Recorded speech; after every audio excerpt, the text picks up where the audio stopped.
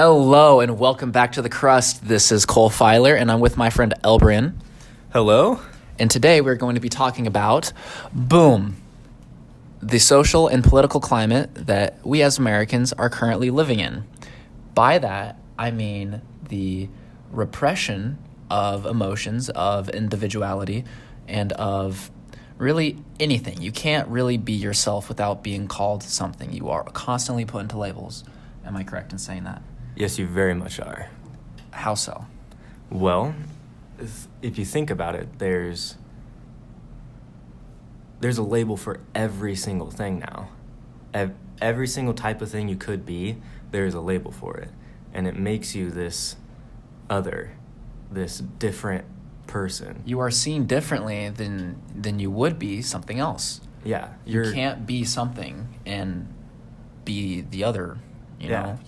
You can't be a Republican if you think gay marriage is okay. You can't be a Democrat if you think the government shouldn't tax you as much. For some reason, there's specific qualifications you have to be human, basically. Mm-hmm. You know, every single type of person there can be is categorized, and if you delve any way off the track of that, you're considered fake or people bad. will reject you. They will cast you out. You will be cast out as a leper, pretty much, if you don't meet their certain requirements. Yeah. Even if their whole shtick is acceptance and accountability and free thought, if you disagree with them in any way, It's a war on thought. Yeah. It really is a war on thought. Nowadays, you're not allowed to think differently. Take Kanye West, for example. I love Kanye West. I love Kanye. I'm very sorry. If you want to cast me out for loving Kanye West, then do it. Kanye West is the GOAT, man. He's always been a controversy. He has always been a controversy. So once he became the norm, once his music and everything was considered normal, he had to do something to be controversial. I don't even think it's that, because, listen, before it was considered normal, it wasn't. Yeah. Everything Kanye was doing at the time was insanely progressive musically. Oh, yeah. Nowadays, if you listen to it, it sounds kind of dated. Mm-hmm. But for the time, that was essential. And why do you think his music's changing so much now? Every single album sounds different. Yes. And even the things he's doing now, people are like, I don't know if I like this. This isn't... Even his, tweets and the way he thinks is cast out. And I can understand certain things as to why he doesn't really articulate anything that well whatsoever. He doesn't explain it. But at the same time, he is truly being himself. Even if it's not... the message he's trying to put out, and he's said this multiple times, the message he is trying to put out is social acceptance. Yes. Because, this is the same guy that said George W. Bush doesn't care about black people, and he's wearing a Trump hat. Yeah. He's trying to show that no matter who you are, or no matter what you are, you should be allowed to think the way you want to think. Mm-hmm. He's a prominent black male who makes music. Most of those types of people, again, putting them into categories, he's breaking that. Totally. 100%. He is going the complete opposite route look at hip-hop. that most people think that he should take. And I can understand as to why they're upset about it. The norm, because he's upsetting the established order. Yes. For me, Kanye West is grunge. Mm-hmm. Kanye West is the essential grunge. He isn't about hate. He isn't about any of that. He's all about love and positivity. Believe it or not, that's Kanye. Yeah. He wants to show that it's okay to be you, even if that you is against the norm, you know? Mm-hmm. Even if he 100% thinks what he says, which I personally don't think he believes what he says. Okay, I think he is trying to put, when he says all the stuff he says about slavery being a choice. Yeah. I don't think he articulated that. No. At all. Not at correctly. all. No. That was not a... when he says these things, and I think his main goal in saying, the controversial things he's been saying is to show the toxicity and poisonous levels of rejection and hate that one can get for believing what they believe, no matter which side you're on.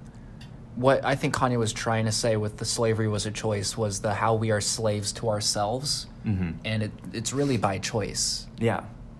I understand that. He didn't say it right whatsoever. No. He did it on live television. He made a mistake. He's made multiple Here's the thing, though. mistakes. Here's the thing. He should be allowed to make those mistakes. We all should. And just because he is a public figure, they crap on him essentially the most. CNN called him a token N-word. They really did. And no one said anything about it. The other people with him during that live televised event laughed when they called him a token N-word. Can you imagine if Fox News said something like that? But because CNN is considered a quote-unquote liberal news outlet, no one bats an eye. No one says anything. No one wants to call them out. Again, it's putting people into categories because obviously Fox News isn't going to want to put that thing out there. No. Solely because he supports Trump. Yeah. That's it. 100%. But if Kanye were doing the same thing with Hillary, if she were to be president, it would be trashing on him all the way. It would be the opposite. Yeah. And I don't know. I mean, him going to the White House and meeting Trump, that was pretty hilarious. That was the funniest meeting I've ever seen in my entire life. That was pretty good. But him just showing him his phone with ideas he had. It was an funny airplane. He was showing him parts of a plane. Like, hello? Anyways. Kanye, man. Again, with Kanye, like, he's been making music. He's been doing whatever. All of a sudden, he says, okay, I'm going to do fashion now. No one would have ever thought Kanye would have been doing fashion. No. He starts doing fashion. Everyone hates it. Which, I mean, for what he was putting out at the time, it looked trashy. But now that was the point, too. Yeah, exactly. But now everyone is wearing it. Everyone. That is the new style. That is it. He has it. Yeah. Before the time, he wasn't allowed to go out of his box. They put him in a box and he said, okay, I'm out. And he started doing his own thing. He has multiple other businesses. He has multiple other things. If you look at it now, rappers do this all the time. Oh, yeah. Tyler, the Creator, another perfect example. Does everything. He does everything. I love that man. Yes. I am probably Tyler, the Creator's biggest fan. He has a carnival. Like he has his own carnival. He has his own music. He has his own fashion label. He has it all. Yeah. And he does even more. He used to have his own show. Yeah, he used to have his own show on Adult Swim. Remember when Tyler, the Creator, made those Mountain Dew commercials? Yes. And they got canceled because someone claimed it was racist because in the lineup in one of the commercials, the whole thing was this kind of spoof of like this goat doing like crazy stuff, and they had a lineup, like a police lineup, to identify people, and it was all these guys and then a goat, and that was like the funny part. Well, all the guys were his friends, and all of them were black, and he was labeled a racist because he wanted to have his friends in a commercial. Yeah, I do remember that actually. Yeah, and he was being trashed on by other black people because he had a lineup of all black people, but in reality it was just him wanting to include his friends in a commercial. And the fact that their immediate thought was, oh, black people in a lineup. Yeah. The fact that they thought that really shows that they were really racist, you know?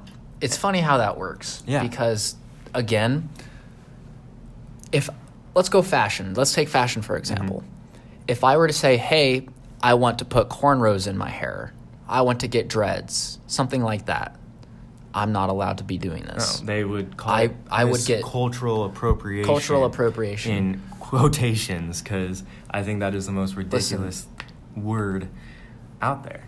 It is true. Obviously, it's true that historically, I mean, we literally, I mean, we took these Native Americans and just raped their entire culture. Oh, and then, 100%. That is a real thing that can happen. but at the same time, we did it the wrong way, obviously. But nowadays, I feel like if everyone were to accept every single person's whatever, if we were to take bits and pieces out of culture and apply it everywhere, we would be so what much brings more people unified together. as a Yes. culture, because that's what Alexander the Great did when he came through like Africa and through the Middle East and Yeah. took all of that. I mean, the man literally started this entire Process. There is a word for it. I don't know the word, but I mean, after that, they all in the Middle East shared the same culture almost, to an extent, obviously. Yeah. But Well, there's always going to be differences, but Yes. the fact that they the fact that they were all unified for a minute. Yeah. And that's what America's all about, is having all these cultures. Mm-hmm. It's supposed to be a melting pot, not a cabinet of cultures separated. That's what it is. It is a cabinet. We're Yeah, still it's very become a much cabinet. we are still very much segregated. 100%. I mean, segregation Take didn't- Millard, for example. Take Millard West. Yes. Our population is what, 90% Caucasian? Mm-hmm. And why is that? Because Omaha is one of the most segregated cities in the entire U.S. Yes. There, you can clearly identify parts of the city that are African American. Mm-hmm. You can clearly identify parts of the city that are Latinx. You can clearly identify parts of the city that are Asian, that are white. Am I allowed to go and hang out in those parts of the neighborhood? Am I allowed to It go? would be considered weird. It would be weird because I am not of that culture. I'm not. Because we use this cultural appropriation as a way to separate everyone. Mhm. That whole idea of sever but equal has never worked. And people keep bringing it back, and I think it's a way to segregate people more. And they disguise it as a liberal approach of acceptance, when in reality, all it does is separate people even more and create this rhetoric of you versus me. Yes. And if we just accepted everything, if we just accepted everyone and Mhm. allowed people to experiment with cultures, obviously you'd have to be respectful about it. You Well, can't be of course, you racist. can't- There's obviously like a point in which, yeah, you're being weird and racist, but style of hair, Really? clothing Like, style yeah. that I want to wear, type of music I want to listen to. Yeah. It shouldn't, like, if I want to listen to some Indian pop, I should be able to. I shouldn't be made fun of for wanting to listen to Indian pop, Yeah. And, ousted because I like another culture's music. And, like, I guarantee if I'm with, a group of people and I start playing Indian pop, Mhm. people are going to look at me weird, So here's a little bit of a story. I'm hanging out with my friend Everett. His mom lives over close by Benson and whatever. Mhm. I'm hanging out with like all of his friends, and I mean, they're the type of people that are all about basketball. Yeah. They're all about sports, and they're all about this and that. And then I sit them in the car, and I'm driving to McDonald's or something, right? Mm-hmm. And I start to play Sublime. Because Yeah. I'm like, okay, I love let's see what this is Sublime is like. the best. I play Sublime, and they're like, what is this? I'm like, what do you mean? They're like, this isn't trap. This isn't Lil Uzi Vert.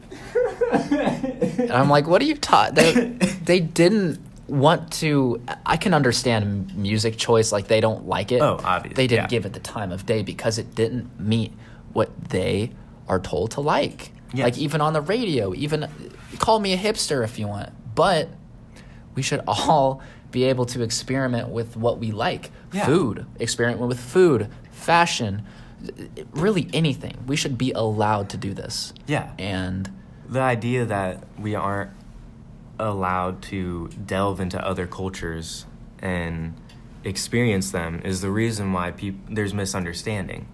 mhm. If you delve into a culture and you get intermingled with it, you are more understanding of it, and there's less chance of you accidentally offending someone.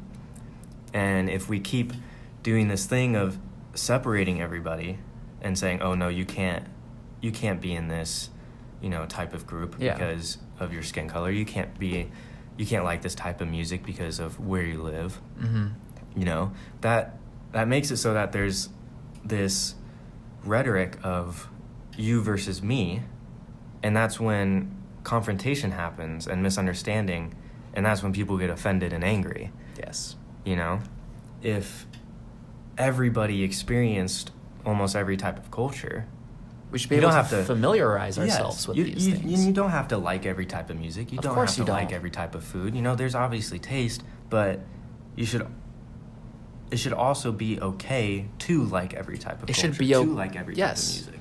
We should be okay with borrowing from other cultures. Oh, and yes. If we borrowed from every single culture and then put it all into one bag, mixed it around a little bit, and threw it up in the air, and just spread it around, that'd be insane. You don't have to like everything, but if we borrowed certain things and took it and applied it to ourselves and our lives and our culture, that'd be fantastic. It would open up the door to furthering progression. Mm-hmm. Because at the point we're at, you know, we were barreling down fast with progression in the past 5 years. I feel like we're going backwards, personally. No, that's what I'm saying. But now it's become, we're taking a step back because of this rhetoric, because of this, I need to fit into a category and I need to stick to that. And if you're not exactly what meets the terms and conditions of this type of group, you're out. Yeah. You're not allowed to hang out with these type of people. You're not allowed to, experience this type of culture. You're not allowed to, be accepted by everyone, because it's this whole thing of, I need to be accepted, when in reality, everyone should be accepted. Every single type of person, no matter what, yes, should be accepted, because you're human. Mm-hmm. And that should be all that matters. Nothing else should be considered, Yes. The whole thing of us having to lift up other cultures and other types of people is only a problem because we see them as others.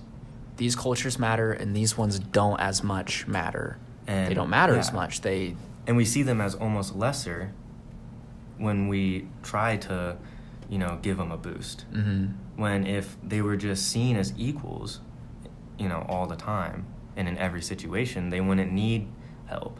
But because people see, different types of cultures on all spectrums as lesser, the idea of, they're the reason for their misfortunes is because of who they are. Well, if in reality it's not because of who they are, it's because of what we perceive them as. Yes. And the fact that we, talk about, they have misfortunes because of who they are, that then puts in your mind, they're different. They're lesser, And if we just saw everyone as equal and the same, because we're all human. If we just saw everyone as human, the foundation of that problem would be wiped out, and we would all be standing on the same ground. It's hard to find a solution to these things, because some people aren't looking to experiment. I mean, most of these people aren't.